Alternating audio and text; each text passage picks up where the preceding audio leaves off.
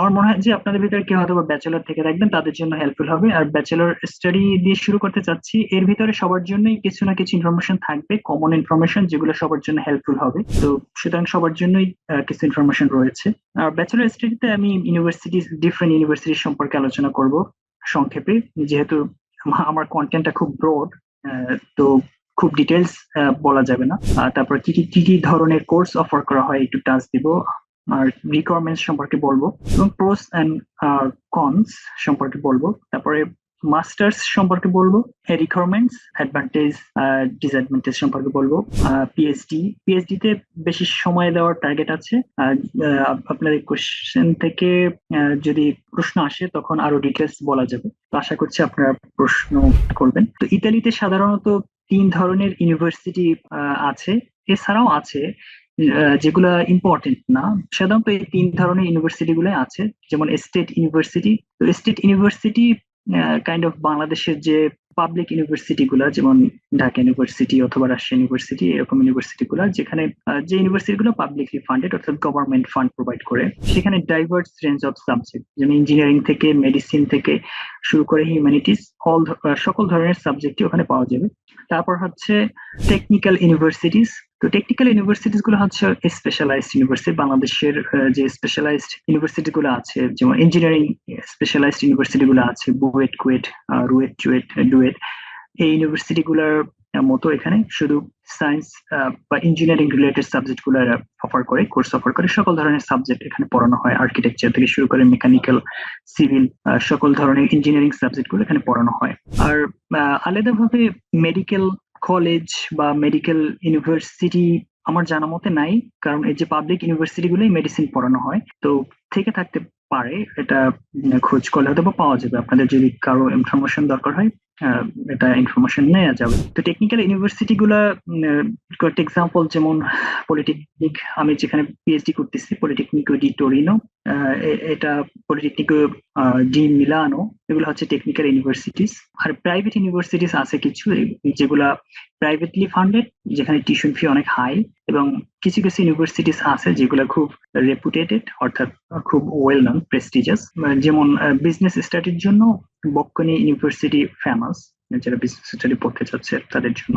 আমি এখানে কিছু টপ ইউনিভার্সিটি স্পিক করেছি, top 5 state universities in Italy. তো সাথে সাথে তাদের কিউএস ওয়ার্ল্ড র্যাঙ্কিং এখানে ওয়েবসাইট দেওয়া আছে। যদি আপনারা চান, আমি পিপিটি শেয়ার করব, আপনারা ওয়েবসাইটে গিয়ে দেখতে পারেন, অথবা গুগলে সার্চ দিতে পারেন, এটা খুবই সহজ। University of Bologna, university of Rome. তো টপ ইউনিভার্সিটি হচ্ছে university of Bologna, US QS world ranking 166। তারপরে আছে university of Rome 171, university of Padua, university of Milan, university of Florence. তো এই ইউনিভার্সিটি গুলো টপ ফেমাস ইউনিভার্সিটিস। প্রতিটা স্টেটই অনেক ধরনের অনেকগুলাই ইউনিভার্সিটি আছে। সুতরাং আপনারা যদি আরো স্পেসিফিক রিজিয়নে ইউনিভার্সিটি খুঁজতে চান, তখন গুগলে সার্চ দিলে পাবেন, লিস্ট পাবেন, অসংখ্য ইউনিভার্সিটি আছে ইতালিতে। টপ টেকনিক্যাল ইউনিভার্সিটিস, যারা ইঞ্জিনিয়ারিং পড়াশোনা বা যে সায়েন্স রিলেটেড সাবজেক্টে পড়াশোনা করতে চাচ্ছেন, তাদের জন্য এই ইউনিভার্সিটি গুলো top. Polytechnic university of Milan, এটা ইংলিশে বলে, কিন্তু ইতালিয়ান ল্যাঙ্গুয়েজে নামটা হচ্ছে পলিটেকনিকো ডি মিলানো। ডি মানে হচ্ছে অফ, পয়েন্টার অপশনটা নিয়ে আসি যাতে সহজে আপনারা বুঝতে পারেন। তারপর হচ্ছে Politecnico di Torino, polytechnic university of Bari. এইগুলো নোটেবল ইউনিভার্সিটি।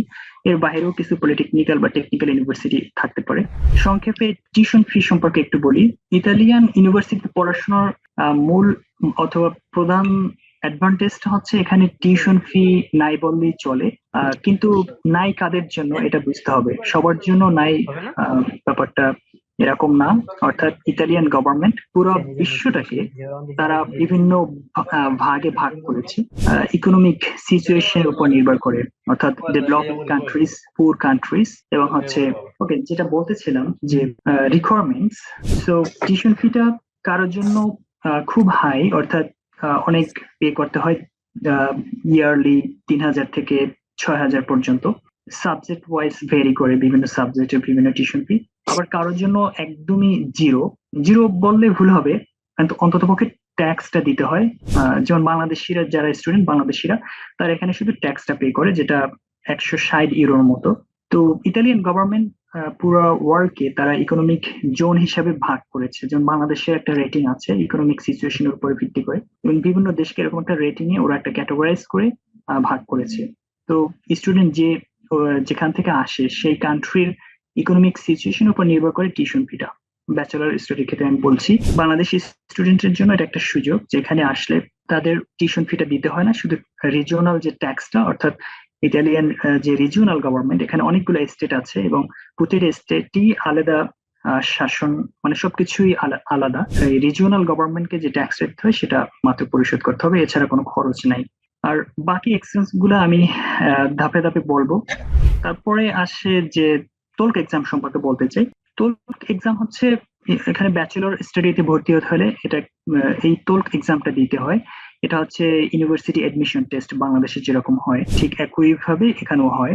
তো এটা অনলাইনে দেয়া যায়, অনলাইনেই, মানে এখানে এসে ইউনিভার্সিটি বসে দিতে হবে বিষয়টা এমন না। এটা যে কোনো বিশ্বের যে কোনো জায়গায় বসে অনলাইনে দিতে দিতে পারে। স্টুডেন্ট কোন বিষয়ে পড়াশোনা করতে চাচ্ছে তার উপরে নির্ভর করে যে কোন তোলক এক্সাম সে দিবে। যদি আপনি ইঞ্জিনিয়ারিং বিষয়ে পড়তে চান তাহলে তোলক আই দিতে হবে। কেউ যদি মেডিকেলে পড়াশোনা করতে চান তাহলে তোলক A B.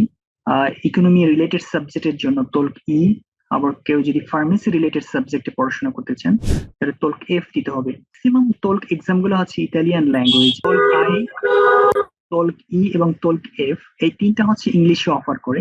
Maximum foreign student এই তিনটা সাবজেক্টই আসে, তোলক আই, তোলক এফ রিলেটেড সাবজেক্ট এবং তোলক ই রিলেটেড সাবজেক্ট। সুতরাং এই তিনটা ইংলিশে অফার করা হয়, বাকিগুলো ইতালিয়ান ল্যাঙ্গুয়েজে। অর্থাৎ কোনো ফরেন স্টুডেন্ট যদি মেডিকেল সায়েন্সে পড়তে চায় এখানে, তাকে অবশ্যই তোলক এবি দিতে হবে, তার মানে তার ইতালিয়ান ল্যাঙ্গুয়েজও জানতে হবে, তার একটা সার্টেন লেভেল থাকতে হবে ল্যাঙ্গুয়েজে। তো তোলক এক্সাম সম্পর্কে আর একটু বলি, যেমন তোলক আই কোশ্চেন স্ট্রাকচারটা কিরকম সেটা একটু দেখা এখানে। যেমন 4টা সেকশনে কোশ্চেন আসে: ম্যাথমেটিক্স, লজিক, সায়েন্স এবং রিডিং কম্প্রিহেনশন। তো ম্যাথমেটিক্স সাধারণত ইন্টারের যে পড়াশোনা, মানে ইন্টারের যে আমাদের 11-12 গ্রেডের যে বই গুলো আছে, সেখান থেকেই ম্যাথমেটিক্স কোশ্চেন গুলো আসে। 20টা কোশ্চেন থাকে, 50 মিনিট টাইম দেওয়া হয়, অর্থাৎ প্রতিটা কোশ্চেনের জন্য 2.5 মিনিট করে টাইম অ্যালোকেশন করা আছে। আর লজিক সেকশনটার কোনো সিলেবাস নাই, এটা রিডিং, মানে এটা কাইন্ড অফ পুরা বেসিক নলেজের উপরে ভিত্তি করে কিছু লজিক প্রশ্ন করে, যেটার মাধ্যমে ওরা ইংলিশ লেভেলটাও চেক করে স্টুডেন্টের, এবং ম্যাথমেটিক্যাল রিজনিং ব্যাপারগুলোও চেক করে। লজিক কোশ্চেন গুলো সাধারণত ডিফিকাল্ট হয় অনেকের ক্ষেত্রে। 10টা কোশ্চেন আসে, 20 মিনিট টাইম দেওয়া থাকে। আর সায়েন্সটা ফিজিক্স, কেমিস্ট্রি দুটো মিলিয়ে আসে, 10টা কোশ্চেন থাকে, 20 মিনিট টাইম দেওয়া হয়। টোটাল 50টা কোশ্চেন, 110 মিনিট টাইম থাকে। কম্পারেটিভলি বাংলাদেশে যে কম্পিটিটিভ এক্সাম গুলো আছে, অর্থাৎ বুয়েট, ডুয়েট, তারপরে কুয়েটের যে এক্সাম হয়, এডমিশন এক্সাম হয়, তার থেকে কিছুটা ইজি। ম্যাথমেটিক্স, সায়েন্স কোশ্চেন গুলো কিছুটা ইজি। আর লজিক কোশ্চেনটা নিউ, এটা হয়তো বা বাংলাদেশের এডমিশন ক্ষেত্রে এই ধরনের টপিক থাকে না। কিন্তু আমি বলবো তোলক আই কম্পারেটিভলি বাংলাদেশি যে এডমিশন এক্সাম তার চেয়ে ইজি। তারপরে তোলক ই এর যে question structure, logic, reading comprehension and mathematics, এই 3টা সেকশন থেকে কোশ্চেন আসে এবং টোটাল 36টা কোশ্চেন থাকে, time allocation 90 minutes. TOLC E যেহেতু এটা বিজনেস রিলেটেড স্টাডি, এখানে ম্যাথমেটিক্স এর কোশ্চেন গুলা কম্পারেটিভলি ইজি হয় তোলক আই এর থেকে। আর বাকিগুলা সেম, লজিক এবং ইংলিশ রিডিং কম্প্রিহেনশন, এগুলা difficulty levels same TOLC I এর সাথে। তোলক এফ কোশ্চেন স্ট্রাকচারটা, যেহেতু এটা মেডিসিন বা ফার্মেসি রিলেটেড সাবজেক্ট, এখানে ম্যাক্সিমাম কোশ্চেন, অর্থাৎ 30টা কোশ্চেন আসছে বায়োলজি এবং কেমিস্ট্রি থেকে, এবং 40 মিনিট এই দুইটা সেকশনের উপরে। বাকি 20টা কোশ্চেন আসে ম্যাথমেটিক্স, ফিজিক্স এবং লজিক থেকে। তো টোটাল 50টা কোশ্চেন এবং 72 মিনিট টাইম দেওয়া থাকে। তারপরে কিছুটা জানলাম আমরা কোশ্চেন স্ট্রাকচার সম্পর্কে। এরপরে আমাদের এখানে এখন আমরা ইউনিভার্সিটি কিভাবে অ্যাপ্লাই করব, বাকি প্রসেসটা কি আসলে, সেগুলো সম্পর্কে কিছুটা টাচ করব। প্রথমেই হচ্ছে আপনার পাসপোর্ট থাকতে হবে। পাসপোর্ট ছাড়া অনলাইন অ্যাপ্লিকেশন হয়, তো পাসপোর্ট ছাড়া অনলাইন আপনি অ্যাপ্লাই করতে পারবেন না। পাসপোর্ট ফটো, মানে আইডেন্টিটি ডকুমেন্টস আপনাকে আপলোড করতে হবে, অর্থাৎ পাসপোর্ট মাস্ট থাকতে হবে। তো তারপরে সার্টিফিকেট ভেরিফিকেশন এবং হচ্ছে কম্পারেবিলিটি টেস্ট, এই দুইটা ব্যাপার আছে। তার মানে হচ্ছে আপনি যে 12 গ্রেড অর্থাৎ ইন্টার পাস করেছেন, এটা আপনার সার্টিফিকেটটা ইতালিয়ান গভর্নমেন্ট বা ইতালিয়ান এডুকেশন অথরিটি তো চেক করবে যে এই সার্টিফিকেটটা আসলে রিয়াল কিনা। তারপরে এটা এই 12 গ্রেডের পরে বাংলাদেশে ব্যাচেলারে ভর্তি হয় না কোন লেভেলটা কতটুকু, এটা যাচাই করার জন্য এটাকে চিমিয়া বলে, চিমিয়া করতে হয়। এর জন্য কস্ট হচ্ছে 150 ইউরো, এটা পে করতে হয়। তো কোনো কোনো ইউনিভার্সিটি চিমিয়া এবং ডিওবি এই দুইটাই চায়। ডকটা হচ্ছে ভেরিফিকেশন, অর্থাৎ ইতালিয়ান অথরিটি তারা এটা ভেরিফাই করবে যে আপনার সার্টিফিকেটটা এটা অরিজিনাল কিনা, আসলে এটা অরিজিনাল ডকুমেন্টস কিনা। ওরা বাংলাদেশি এডুকেশন মিনিস্ট্রি বা রিলেটেড অথরিটি যারা আছেন তাদের কাছে ওরা সেন্ড করবে বা ভেরিফাই করার জন্য যা যা করা তারা করবে। এই জন্য কষ্ট হচ্ছে 80 ইউরোস। তো কোনো কোনো ইউনিভার্সিটি এই দুইটা রিকোয়ারমেন্টসই চায়, কোনো কোনো ইউনিভার্সিটি শুধু চিনিয়া চায়, ডিওবি চায় না। তো এটা ইউনিভার্সিটি ওয়েবসাইট বা রিকোয়ারমেন্টস গুলো দেখতে হবে। আর তারপরে হচ্ছে TOLC results. In the mean time আপনি কিন্তু তোলক এক্সাম দিয়ে দিছেন বা দিয়ে দিতে হবে আপনাকে। ইউনিভার্সিটির যে ডেডলাইন, যে সাবজেক্ট আপনি অ্যাপ্লাই করতে চাচ্ছেন তার ডেডলাইনটা খেয়াল রাখতে হবে। ডেডলাইনের ভিতরে আপনাকে কিন্তু তোলক এক্সাম তোলক রেজাল্টটা ওখানে সার্টিফিকেটে আপলোড করে দিতে হবে। পাশাপাশি যদি ল্যাঙ্গুয়েজ রিকোয়ারমেন্টস থাকে অর্থাৎ আইএলটিএস থাকে, সেটা আপলোড করতে হবে। কোন কোন ইউনিভার্সিটি বিশেষ করে টেকনিক্যাল ইউনিভার্সিটি গুলা আইএলটিএস চায়, অথবা স্যাট হলেও হয়। কোন কোন ইউনিভার্সিটি তোলক আইএলটিএস অথবা স্যাট এগুলো যদি কোনোটাও না থাকে সমস্যা নাই, ওরা একটা ডেডলাইন দেয়, এর ভিতরে আপনাকে সাবমিট করতে হবে। অথবা সেটা হতে পারে সেপ্টেম্বর।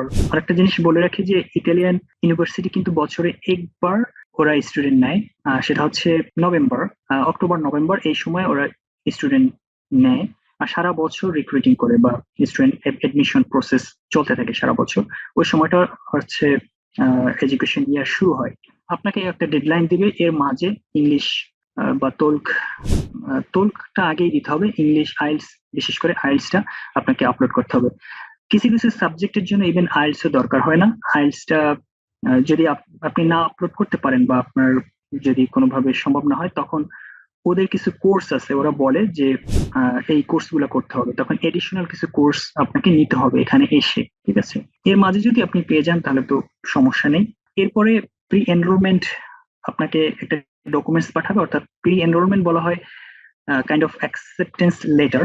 আপনাকে একটা সামারি পাঠাবে যে হ্যাঁ আপনি এই ইউনিভার্সিটিতে ভর্তি হয়েছেন, আপনার রিকোয়ারমেন্টস, আপনি সকল রিকোয়ারমেন্টস ফুলফিল করেছেন, সার্টিফিকেট গুলো আপলোড করেছেন বা ভেরিফাই করেছেন, আপনি প্রস্তুত এবং আপনি আপনার অ্যাপ্লিকেশনটা অ্যাকসেপ্টেড হয়েছে। প্রি এনরোলমেন্ট যখন আপনি পেয়ে যাবেন তারপরে সিট রিজার্ভ করতে হবে, ওরা একটা ডেডলাইন দেবে। এই ডেডলাইনের ভিতরে আপনাকে ফার্স্ট ইয়ারের যে ট্যাক্সটা অ্যারাউন্ড 160 ইউরো, এটা কিন্তু দিতে হবে। তো এটা দিয়ে আপনার সিটটা রিজার্ভ হয়ে গেল। তো সিট রিজার্ভ করার পরে ওরা আপনি ভিসা অ্যাপ্লিকেশনের জন্য যেতে পারেন। ঠিক আছে, তো ভিসা অ্যাপ্লিকেশনে যেতে হলে অনেকগুলো ডকুমেন্টস লাগবে, সেগুলো আমি নেক্সট স্লাইডে আলোচনা করব। আর ভিসা অ্যাপ্লিকেশন করার পরে আপনাকে ওয়েট করতে হবে। ইতালিতে সাধারণত ভিসা রিলেটেড বা ভিসা ওরা টাইম নেয়, অ্যাপ্লাই করার পরে দেখা যায় 3-4 মাস 6 মাস এরকম টাইম নেয়। তো যখন আপনি ভিসা পেলেন তারপরে আপনি চলে আসবেন এখানে।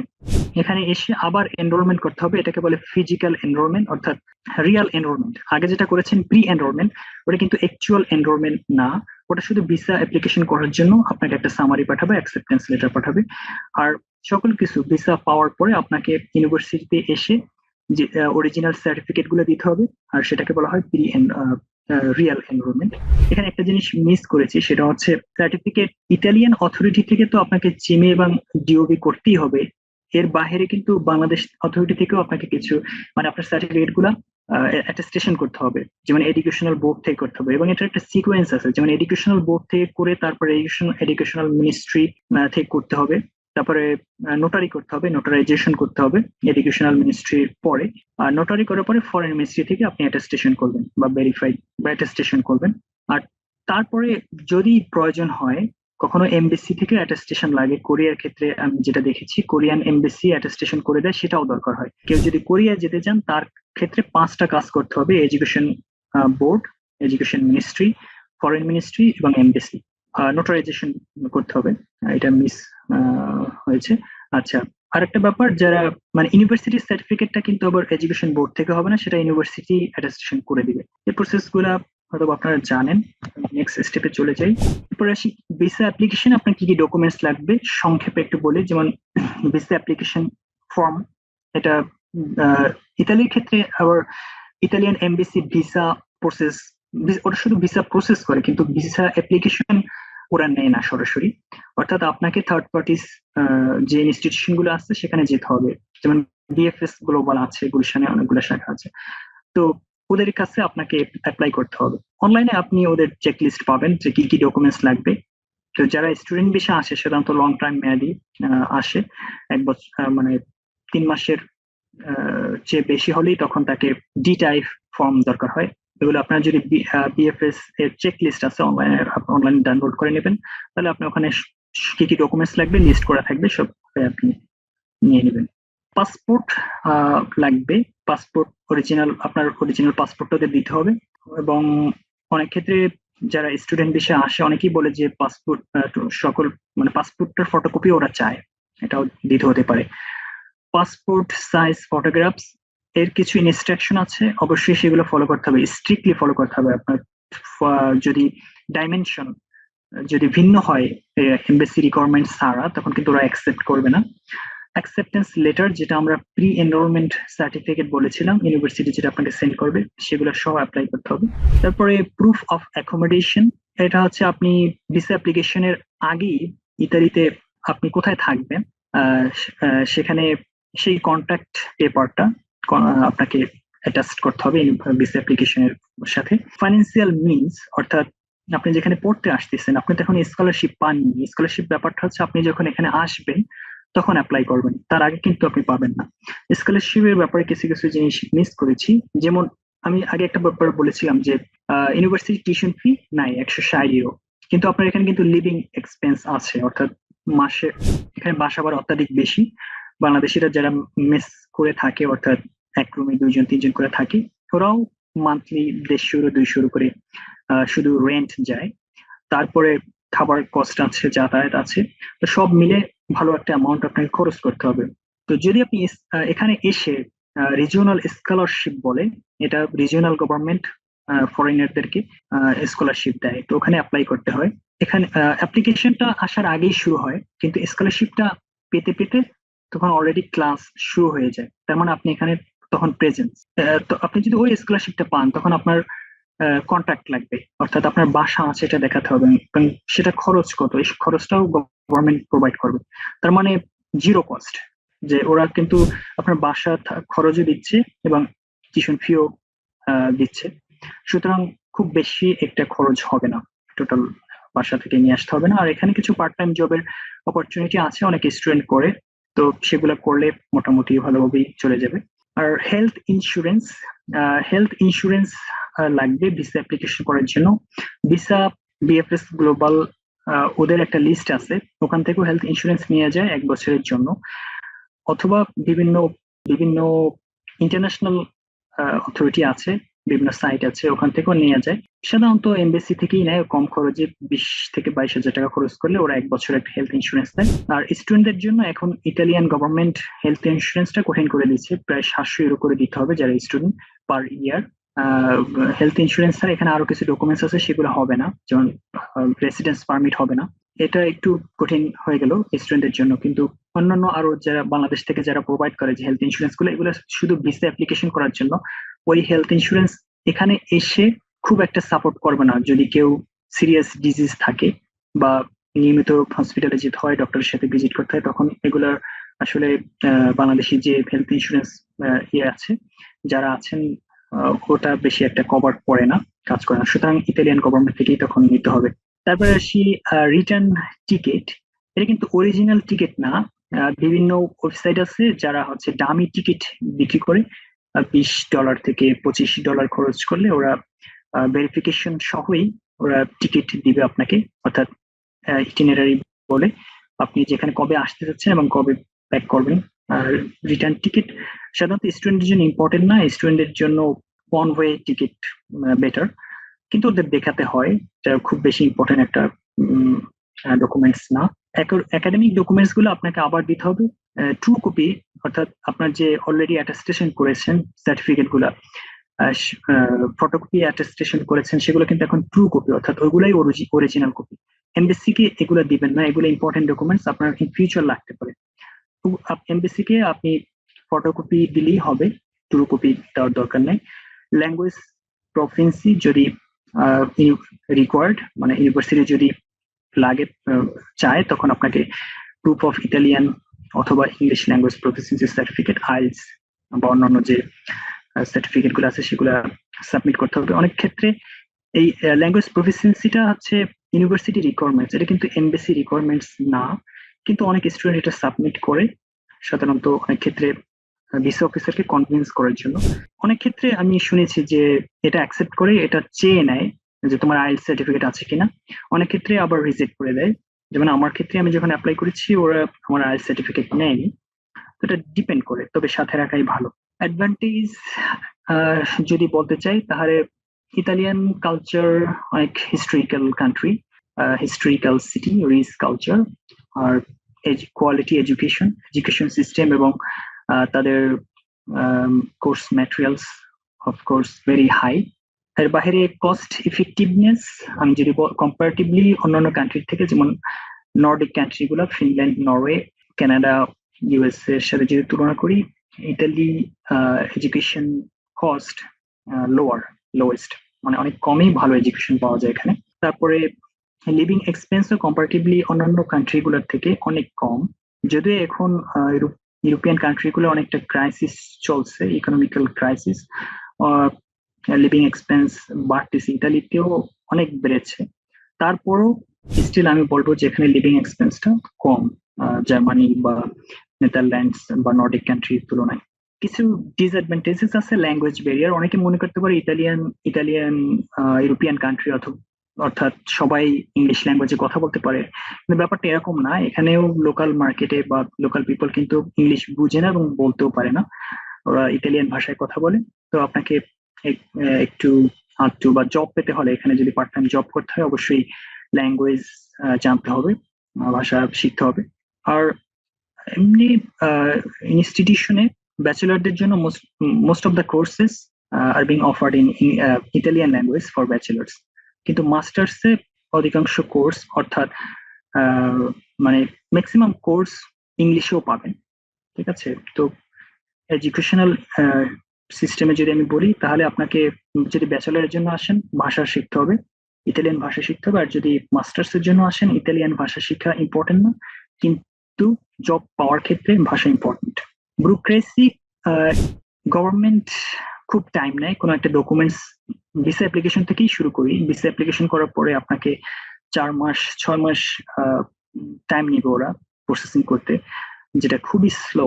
এবং এখানে এসেও বিভিন্ন রেসিডেন্স পারমিটের কথাই যদি বলি, আমি রেসিডেন্স পারমিট কিন্তু এখানে 8 মাস লেগে গেছে আমার, যে আমি অনলাইনে বুকিং করেছি, 6 মাস পরে হচ্ছে আমার ফিঙ্গারপ্রিন্টের ডেট পড়েছে।